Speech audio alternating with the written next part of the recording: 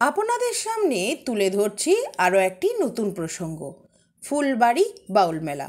এই ভিডিওটি দেখার আগে বেল আইকন ধরে সাবস্ক্রাইব করুন, যাতে করে আমাদের পরবর্তী ভিডিওগুলি আপনাদের দেখতে সহজ হয়। তাহলে চলুন শুরু করা যাক আজকের বিষয়। উত্তর দিনাজপুর জেলার গোয়ালপুকুর থানার ফুলবাড়ি গ্রামের অসীম বিশ্বাস বেনি নদীর জলে মাছ ধরতে গেলে মা কালী তাকে নাকি ফুলবাড়ি শ্মশানে তার পুজো দেওয়ার কথা বলেন। অসীম বিশ্বাসের উদ্যোগে 1983 সালে সেখানে কালীর পুজো শুরু হয়। পরে সেখানে পাঁচচূড়ার দক্ষিণমুখী কালী মন্দির গড়ে 5 ফুট উচ্চতার পাথরের কালী মূর্তি প্রতিষ্ঠা করা হয়। মূর্তিটি শুধু রাজস্থান থেকে আনা হয়। প্রথম দিকে মাটির মূর্তিতে পুজো হতো। সেখানে ছাদের উপরে এক চূড়ার দক্ষিণমুখী শিব মন্দির নির্মাণ করে কালো পাথরের শিবলিঙ্গ এবং শ্বেত পাথরের দেবী দুর্গা ও গণেশের মূর্তি প্রতিষ্ঠা করা হয়।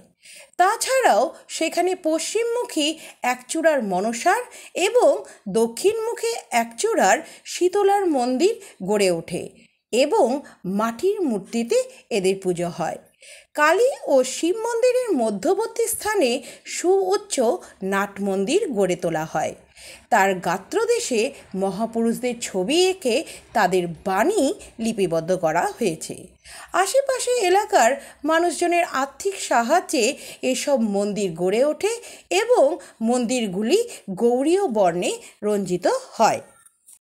সেখানে একদা বটপাকুড়ের বিয়ে দিয়ে বন সংরক্ষণের বার্তা দেওয়া হয়। ওই বৃক্ষ যুগলের গোড়া যত্ন করে বেঁধে দেওয়া হয়। ওই বেদির চারদিকে গাছের শিকড় এবং শাখা পোশাখা ছড়িয়ে পড়েছে।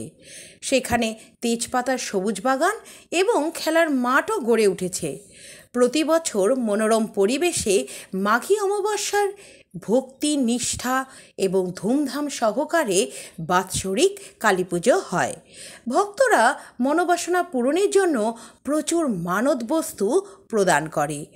এই পুজো উপলক্ষে সরস্বতী পুজোর পরদিন থেকেই বাউল মেলার আসর বসে। ফুলবাড়ি শ্মশানকালীর পুজোকে কেন্দ্র করে 5 দিনব্যাপী দিবারাত্রি বাউল গান চলে এবং বিরাট মেলা বসে। পশ্চিমবঙ্গের বিভিন্ন প্রান্তের বাউল শিল্পীরা ওই মেলায় যোগ দেন। সেখানে 10 একর জায়গা জুড়ে মেলা বসে। মেলায় 40টির মতো মিষ্টির দোকান এবং 50 থেকে 60টি ফাস্টফুডের দোকান আসে। মেলায় 5-7টি হোটেলও থাকে। এই মেলায় ভাকা বেশ বিক্রি হয়, কারণ এই ভাকা খেতে সুস্বাদু। মেলায় শতাধিক কসমেটিকের দোকান আসে। তাছাড়া জামা কাপড়, ছাতা, জুতো এবং মাটির, বাঁশের ও কাঠের দৈনন্দিন সামগ্রীর দোকান থাকে। মেলায় ছেলে মেয়েদের চিত্ত বিনোদনের জন্য নাগরদোলা, মরণকুয়ো, জাম্পিং, ব্রেক ড্যান্স প্রভৃতি বসে। এই মেলায় নানা জাতের, নানা ধর্মের অগণিত মানুষের আগমন ঘটে। এই ফুলবাড়ি শ্মশানের পুজো ও মেলা মদন গুপ্তের ফুল পঞ্জিকায় স্থান করে নেয়। সেই দিক থেকে উত্তর দিনাজপুর জেলায় এই পুজো ও মেলার গুরুত্ব অপরিসীম। এই ভিডিওটি দেখার জন্য আপনাদের সকলকে ধন্যবাদ জানাই।